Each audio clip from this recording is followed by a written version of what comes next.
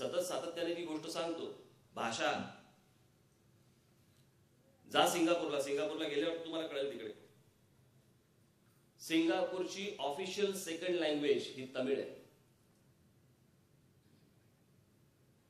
बाहेरच्या देशात पोहोचले, बाहेरच्या ठिकाणी गेले.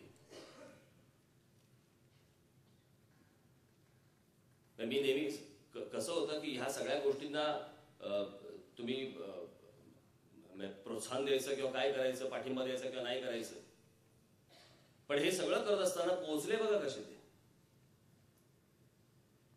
आणि आज ह्या इकडे महाराष्ट्रामध्ये आपलं मराठी माणसाचं अस्तित्व नाकारून जे इतर बाहेरून जे लोक येत आहेत, जे स्वतःची संस्कृती वाढवू इच्छित आहेत,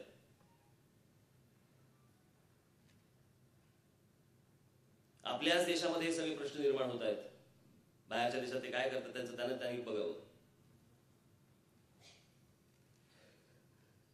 आणि ह्याला समजा आपण नाकारलं किंवा ह्याला जर आक्षेप घेतला तर इथे आपल्यावरती केसेस होतं.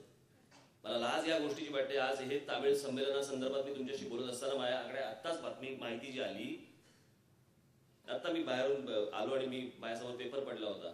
पुण्यामध्ये असलेल्या शरद पवार काही ती इन्स्टिट्यूट जी आता काही काढली आहे DY पाटलांनी, शरद पवारांच्या नावाने आहे. शरद पवारांची नाही म्हणत, ती आहे DY पाटलांची, पण ती शरद पवारांच्या नावाने काढलेली एक इन्स्टिट्यूट आहे, शाळा आहे. माझ्या समोर जो पेपर आला त्याच्यावरनं तिथे त्या शाळेत जिथे ज्यांच्या नावाची शाळा आहे ते मराठी, ज्यांनी शाळा काढली आहे ते मराठी, आणि त्या शाळेमध्ये 4थी नंतर मराठी विषय शिकवला जात नाही. जर आपलेच राज्यकर्ते जर समजा अशा प्रकारची जर गोष्ट करणार असतील, आपलेच जर लोक जर अशा प्रकारे नाकारणार असतील, किती वर्ष बोलायचं आणि किती वर्ष भांडायचं आणि काय करायचं. आता आमच्या मुख्यमंत्र्यांनी काहीतरी मराठी भाषाविषयी काहीतरी आता काढले तरी खातं, काय शब्द आहे पण साला खातं. आणि किती पैसे, किती त्याच्यासाठी 10 कोटी रुपये. ते कोनशिलतच जातील. नुसत्या संमेलनासाठी नुसते 300-350 कोटी रुपये खर्च केला. जगभरामधल्या सगळ्या लोकांना देवाणघेवाण.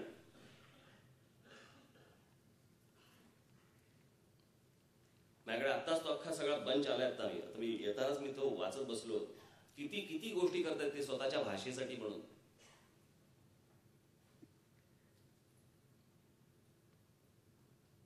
किमान आपण आपले काय जे काही मतभेद असतील किंवा इतर सगळ्या गोष्टी असतील त्या ठेवाच आपल्या भाषेवरती तरी एक व्हायला पाहिजे.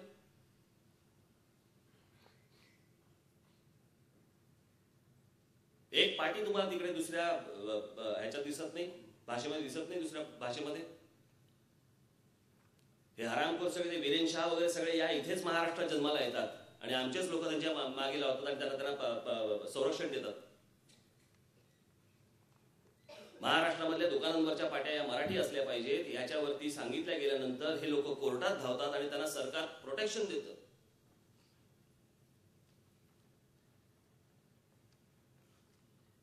हे तिकडे ज्या वेळेला इतर राज्यांमध्ये जेव्हा लोक एकत्र जमतात ना, तिकडे हे वीरनशाह सारख्या लोकांनी तिथे डोकं वर काढून दाखवावं, तिथे ठेचून मारतील.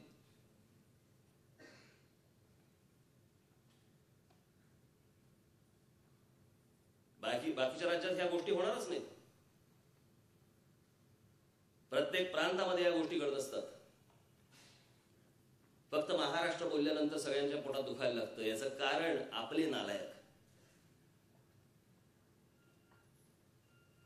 भूमिकाच घेता येत नाही. अशोक चव्हाणांकडनं काय अपेक्षा करणं चुकीचं आहे. ते मला हल्ली कळलं की फोन पण असाच घेतात, वरती बघत. कारण देणं घेणंच नाही. स्वतःच्या कर्तृत्वाने त्या मुख्यमंत्री पदावरती बसलेला माणूस आणि दुसरा कोणाच्या तरी कृपेने तिकडे बसवलेला माणूस याच्यामध्ये जो फरक असतो तो दिसतोच महाराष्ट्राला.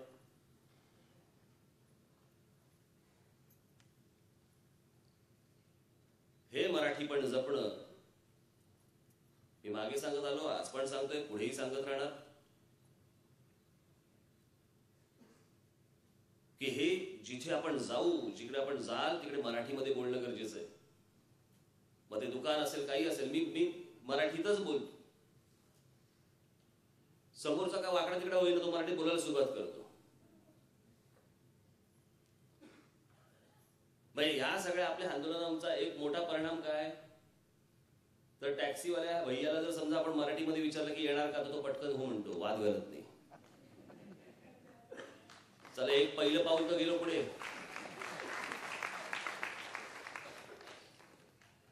आज मुंबईमध्ये मोबाईल कंपन्यांना, या सगळ्या मोबाईल कंपन्यांवरती मराठी येत नव्हतं. मला आठवत नाही मला इथे बोललो का षण्मुखानंद हॉलला बोललो, एकदा बोललो, संध्याकाळपर्यंत सगळं मराठीत. कसली वाट बघत होते, काचा फुटायची. मग एकदा करायचं ठरवलं की होतं ना लगेच. सगळ्या आज मोबाईल कंपन्यांवरती मराठी सुरू झालं ना, का करत नव्हतात तुम्ही? कशाला आम्हाला डिवचताय?